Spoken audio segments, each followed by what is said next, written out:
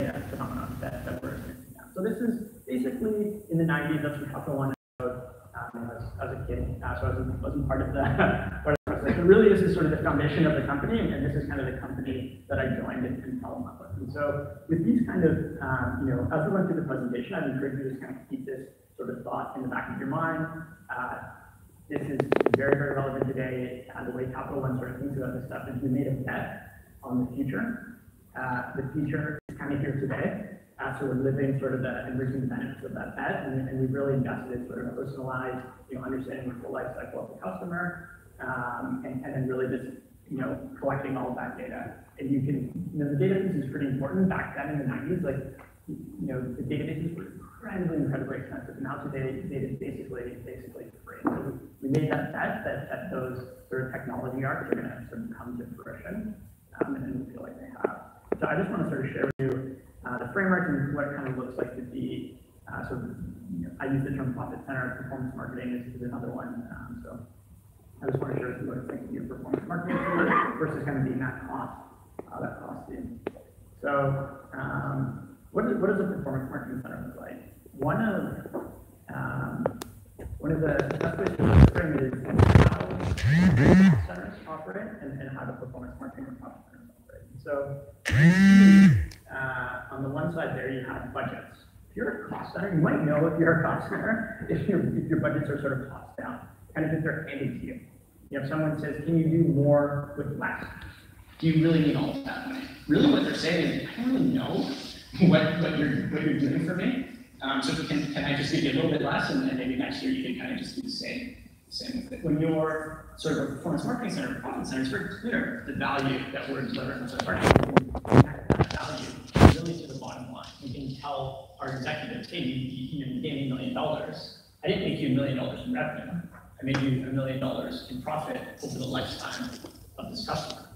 And that's very compelling. But what if I give you $2 million? How much money would you make me? They're really actively engaging with my team and asking, are you maximizing all of the money we're giving you? Not in terms of are you efficient in spending it, but can I give you more money? And is there more sort of customers or sort of profit to drive? The next one is results. A lot of people think marketing, impressions, clicks, more advanced, so thinking CTA, which is cost to acquire, revenue. People talk about ROAS or ROI. I would know what the R is. Is it revenue? Is it revenue minus cost? Is it revenue minus cost for 1 year? Is it over the lifetime of the customer? They do analysis. It basically ends at purchase. It ends at application. It ends at one product. All of our companies are sort of very siloed. Rethinking over the life cycle of the customer. When you're thinking about performance marketing, really what you're trying to get at and you're trying to answer is not how much revenue might drive, but what is that profitability over the life cycle of that customer? We call it lifetime value, and that's really what you're trying to say. Is my cost to acquire higher or lower than sort of the lifetime value of that customer? If it's lower, it's a good thing. We're sort of generating profit there. If it's higher, then maybe we should reevaluate the marketing initiative. And then really, we don't think about it at quarterly or campaign level. We don't run a campaign. If we're generating results, why would you end it? Why would you say hey, it's a campaign if we're happy with the results? We run it kind of always on, and so as a result, we have to think about monitoring a little bit differently. We have sort of daily metrics that we produce. We have weekly, monthly, quarterly, and annual metrics that we produce as well. And then finally, the last thing we think about is really the team structure. And so most marketing teams are just that, a marketing team. So you'll have someone in marketing, maybe you'll have creative, and then occasionally now start to integrate those analysts into those teams. Really the difference here is, we call it full stack, or pods, or sort of agile delivery. And the purpose of our team is to have everybody that we need to get and analyze our marketing all in one space where it's practical.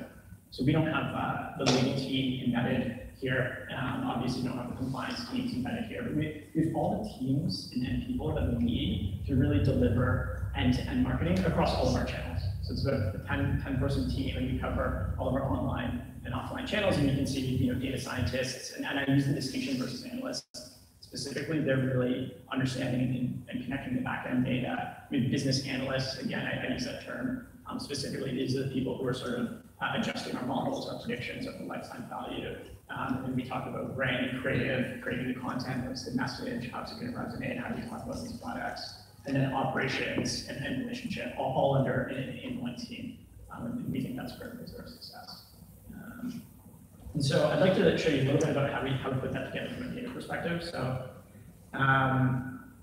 most of you guys are familiar with ads. So a lot of our digital marketing sits in either Facebook and we use their platforms, and in there you have a bunch of rich information. So you'll have bids, budgets, targeting, how many clicks that the ad got, how many impressions it got. But really the most important thing, the way we think about it, is that marketing ID. So we're gonna have a marketing ID that's gonna connect back to our website. So hopefully this isn't new for people in this room.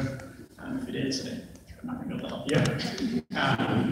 So next, also, nothing groundbreaking. It's digital advertising. We're gonna land them on the digital part of our company. Fortunately for us, we don't have any branches, so that's basically our company.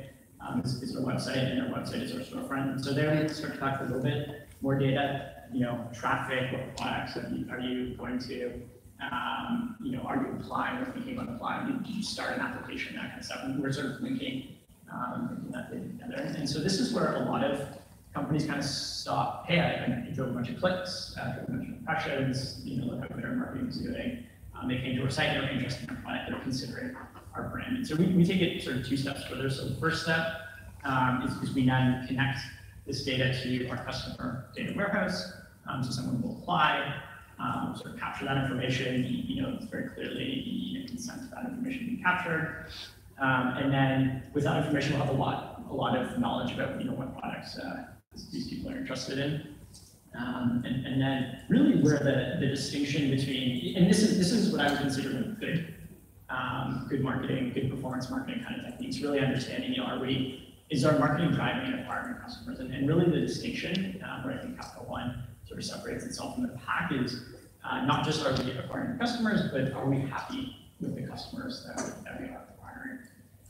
And that's where we talk about lifetime value and adjustments, and sort of predicting and understanding the future value of the product. And so in finance, this is actually really a fun problem because a lot of our products is money.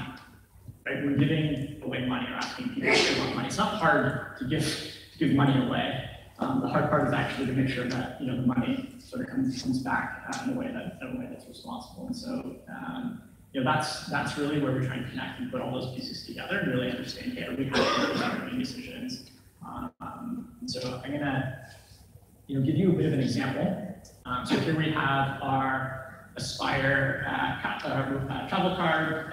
It's standard 1 reward mile for $1, so it's like a 1% travel card. It's no fee. It's very common in the industry as an annual bonus. We basically believe you're going to love us so much, we're going to give you $100 just to try our product, and we believe once you sort of try our product, you're going to fall in love with this company, and you're going to be really, really happy.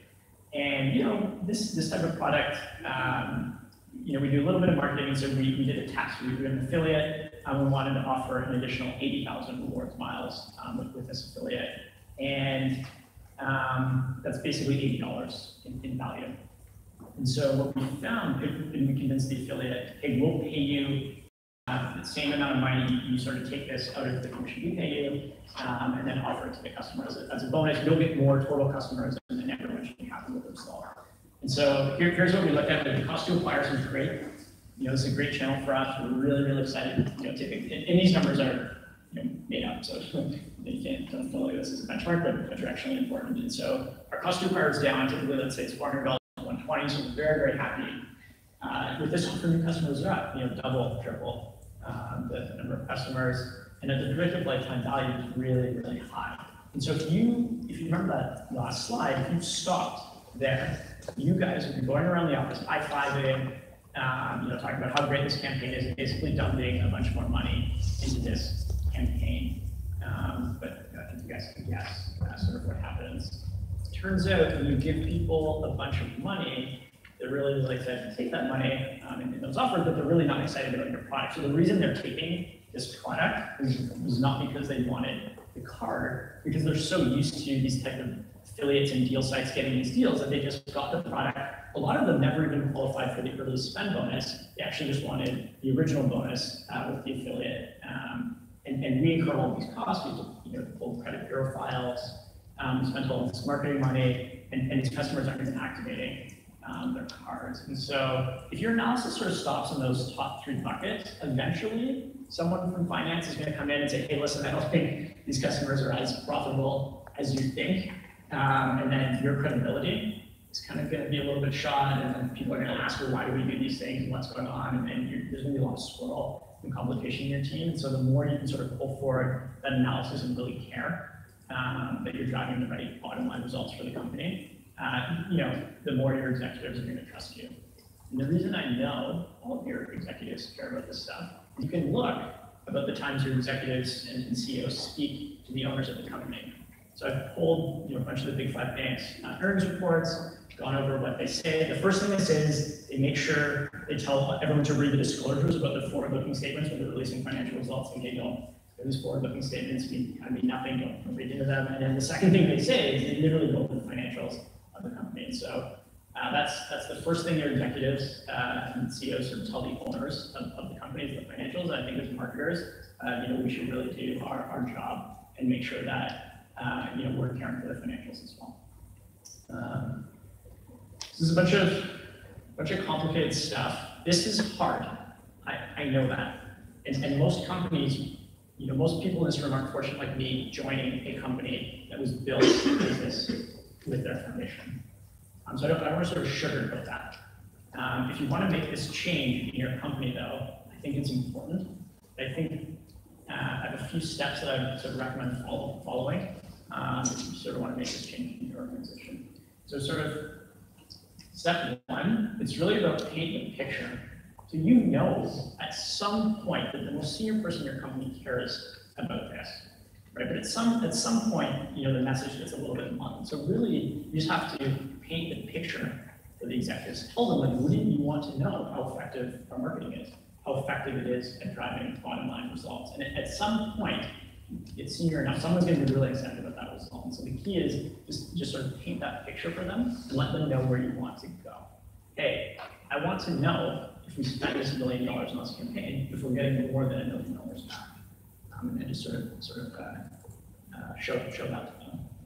The next is, you're going to have to take a small step. I think sometimes it's really tempting knowing where you want to go, and you'll have a bunch of consultants or vendors really tell you, hey, you got to know all these sort of complicated things, and this is a really complicated problem, and you're getting all these data products and that kind of stuff. That's true.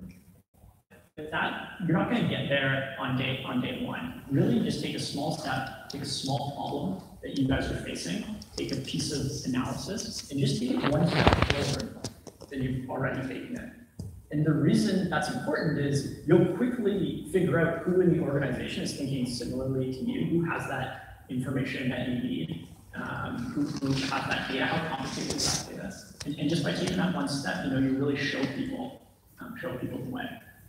And then the next one is courage. This one's a big one. When you start thinking about things in a different way, a lot of those campaigns that you did, or some of them, that were really, really successful based on the old way you guys are measuring, could look bad. It could actually look the exact opposite of how you guys were claiming that they were successful. And there's people who will have been promoted as a result of those campaigns. You might have been promoted as a result of those campaigns. And it's really tough to then say, hey, maybe you didn't think about this the right way. But this is kind of why I call it courage. I think the people that are going to care aren't going to care about the past. They're really going to care about that compelling vision of the future that you've set out for them. And so you can sort of point back, hey, isn't this a good thing that we're changing the way we work so we don't make this same mistake again, or we think about things a little bit differently.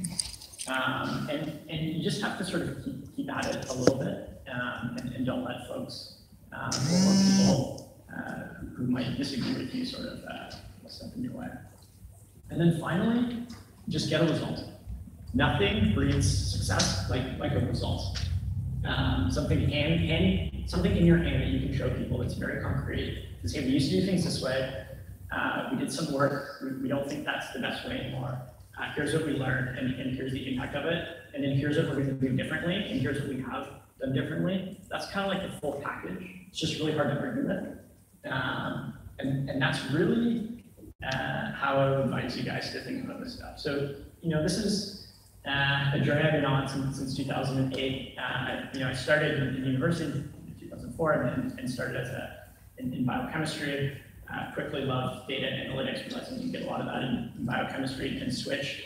I joined the company as a statistician, and here I am leading an acquisition marketing team. So I always tell people, if you want to get into marketing, you should start in biochemistry. It's a very meandering way, but it's really truly when I say kind of my love story with falling in love with my job. I love what I do. I love being able to take to executives, the impact that my team's having on the business, and very confidently show them, how I'm driving results for this company. So, this is how we do things at Capital One. This is, just kind of like a high-level framework. And I'm just happy that I can share it with you guys. So, thank you.